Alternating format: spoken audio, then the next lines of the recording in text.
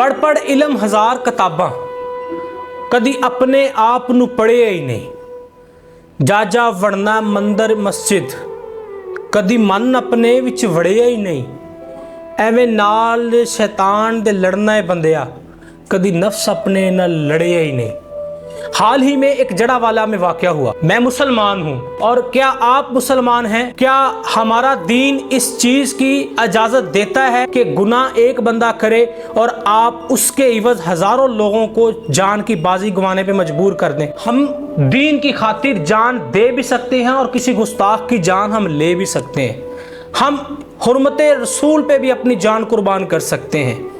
तो हम अगर ये कर सकते हैं तो क्या हमारा दीन हमें इजाज़त देता है कि हम उनकी इबादत गाहें हैं उनकी इबादत गाहों को ख़राब करें, उनकी इबादत गाहों को जला दें?